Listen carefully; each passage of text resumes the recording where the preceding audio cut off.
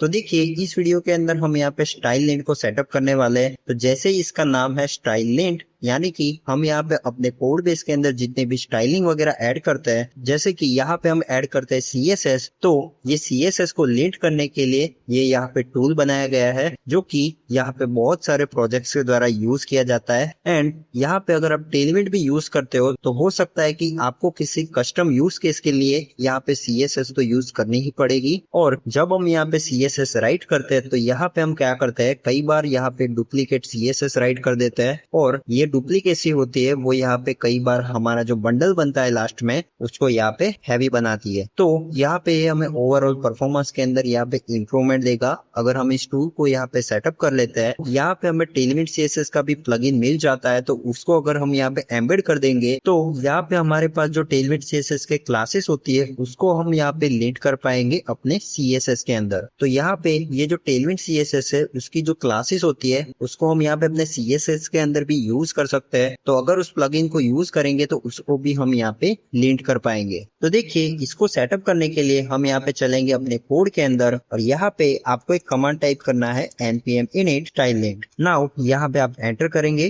अभी यहाँ पे आपको एक पैकेज इंस्टॉल करने के लिए बोला जाएगा, तो आप यहाँ पे वाई पे क्लिक करेंगे। तो देखिए यहाँ पे जो यूटिलिटी है वो हमने यहाँ पे सेटअप कर ली है, और इसने यहाँ पे एक फाइल क्रिएट की है जिसका नाम है .stylelint.rc.json, जो की फाइल यहाँ पे आ चुकी है। प्लस इसने यहाँ पे कुछ पैकेजेस को इंस्टॉल किया है जो कि हम यहाँ पे देख सकते हैं package.json के अंदर। तो अगर हम यहाँ पे नीचे आएंगे तो यहाँ पे इसने स्टाइल लिंट और यहाँ पे स्टाइल लिंट config स्टैंडर्ड, इन दोनों पैकेजेस को यहाँ पे इंस्टॉल किया है। एंड देन ये जो स्टाइल लिंट जेसन फाइल है इसके अंदर इसने स्टाइल लिंट config स्टैंडर्ड को यहाँ पे एक्सटेंड किया है। अभी यहाँ पे इसको इंस्टॉल करने के बाद मैं क्या करने वाला हूँ, यहाँ पे प्रेस करूंगा Ctrl+Shift+P, और यहाँ पे आपको मिलेगा रीलोड विंडो। अगर आप यहाँ पे टाइप भी करेंगे तो यहाँ पे आपको मिलेगा developer::reload विंडो। इसको हम यहाँ पे यूज करेंगे जिससे हमारा जो VS कोड है वो एक बार रिलोड हो जाएगा। और ये मैं इसलिए कर रहा हूँ बिकॉज यहाँ पे हमने बहुत सारी चीजें अभी सेटअप की है, तो इसके लिए एक बार अगर हम रिलोड कर देंगे तो हमारे लिए बेटर रहेगा। तो मैंने हमारे VS कोड को यहाँ पे रिलोड कर दिया है, और अभी आपको यहाँ पे एक्सटेंशंस के अंदर एक एक्सटेंशन सर्च करना है जिसका नाम है स्टाइल लिंट। और ये जो स्टाइल लिंट है वो आपको मेक श्योर करना है कि इसका जो प्रोवाइडर है वो यहाँ पे स्टाइल लिंट होना चाहिए, बिकॉज यही वो एक्सटेंशन है जो कि ऑफिशियली प्रोवाइड किया गया है। तो इसको आप ध्यान से देख के इंस्टॉल करिएगा। उसके बाद हम क्या करेंगे, यहाँ पे चलेंगे index.css के अंदर। तो अभी देखिए ये हमें यहाँ पे टेलमेंट CSS के बारे में एरर दे रहा है, लेकिन इसको भी आप इग्नोर कीजिए बिकॉज इसको हम थोड़ी देर में सॉल्व करने वाले हैं। लेकिन इसका एक और मैजिक मैं आपको दिखाता हूँ जो कि हमें नॉर्मल CSS के अंदर हेल्प करेगा। तो यहाँ पे मैं क्या करता हूँ, फॉर एग्जाम्पल आपके प्रोजेक्ट के अंदर आपकी जो JSX होती है उसके अंदर आपको एक कस्टम क्लास डिफाइन करते हो, तो कई बार ना आप यहाँ पे कोई कन्वेंशन फॉलो नहीं करते उसका नाम देने के लिए। कई बार आप क्या करेंगे, फॉर एग्जाम्पल आपने यहाँ पे कोई ऐसा क्लास बना दिया जिसका आपने नाम दे दिया लॉगिन कंटेनर। नाउ आप यहाँ पे देखिए जैसे मैंने यहाँ पे एक कंटेनर क्रिएट किया तो इसके अंदर अभी कोई भी वैल्यू नहीं है, इसके लिए मुझे यहाँ पे एरर मिल रही है अनएक्सपेक्टेड एम्प्टी ब्लॉक, यानी कि आप यहाँ पे कोई एम्प्टी ब्लॉक क्रिएट नहीं कर सकते। या तो आप इसके अंदर कोई वैल्यू डालिए या फिर इस ब्लॉक को ही डिलीट कर दीजिए। तो यहाँ पे हम ऐसा एज्यूम करते हैं कि मैं इसके अंदर बैकग्राउंड कलर दे रहा हूँ और इसको हम यहाँ पे एक्वा सेट करेंगे। नाउ आपको यहाँ पे एक और एरर मिल रही है जो कि एक्सपेक्टेड क्लास सिलेक्टर, और यहाँ पे ये बोल रहे हैं कि आप यहाँ पे केबैब केस यूज कीजिए बिकॉज वही एक कन्वेंशन है CSS क्लासेस के लिए। और इसी वजह से आप ये जो टेलमेंट CSS के भी क्लासेस होते हैं, हम अगर यहाँ पे जाके देखेंगे हमारे app.tsx के अंदर, तो यहाँ पे ये जो कन्वेंशन फॉलो किया गया है उसको आप जरा ध्यान से देखिए। इसकी जो यहाँ पे केसिंग यूज की गई है केबैब केस, तो CSS को राइट करने के लिए ये कन्वेंशन होती है डिफॉल्ट। अगर आप चाहो तो इसको चेंज कर सकते हो, लेकिन मैं इसको यहाँ पे डिफॉल्ट ही रखूंगा।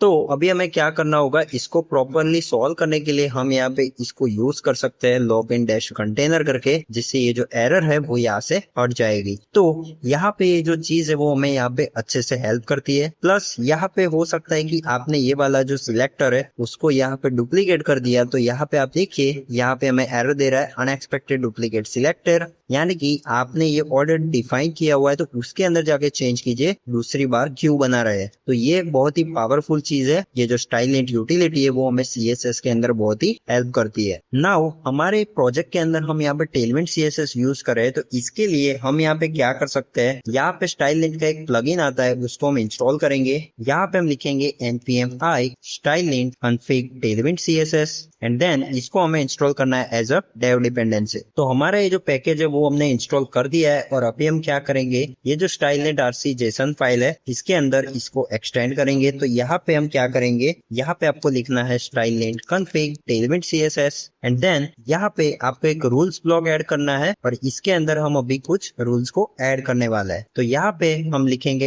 एट रूल और यहाँ पे आपको लिखना है नो अननोन। तो यहाँ पे कई बार एरर देता है तो इसके लिए हम इसे अभी नल सेट कर देते हैं एंड देन दूसरा जो हमारा रूल है वो है एड रूल नो डेप्रिकेटेड और इसको भी अभी हम यहाँ पे नल सेट करेंगे। नाउ हमारे .vs कोड के अंदर ये जो settings.json है इसके अंदर भी हमें चेंज करना होगा। तो यहाँ पे हम लिखेंगे css.lint.unknown rules unknown add rules और यहाँ पे इसको हम इग्नोर कर देंगे। अभी यहाँ पे जो हमारी index.css थी इसके अंदर से ये जो टेलविंड CSS वाली जो एरर हमें दिख रही थी वो यहाँ से हट चुकी है। तो देखिए अभी हम क्या कर सकते हैं, फॉर एग्जाम्पल हमारा एक और क्लास है जिसके अंदर हम यहाँ पे लिखते हैं रजिस्टर कंटेनर और यहाँ पे हम अगर चाहे तो इसके अंदर टेलविंड CSS के क्लासेस दे सकते हैं। तो इसके लिए अप्लाई करके जो हमें यहाँ पे एक फंक्शन मिलता है उसका हम यूज कर सकते हैं एंड देन यहाँ पे सिंपली ये वाले जो क्लासेस है जो कि हमें टेलविंड प्रोवाइड करता है उसका हम नॉर्मल CSS के अंदर यूज कर सकते हैं। तो ये बहुत ही पावरफुल चीज है जो कि हमने यहाँ पे सेटअप कर ली है।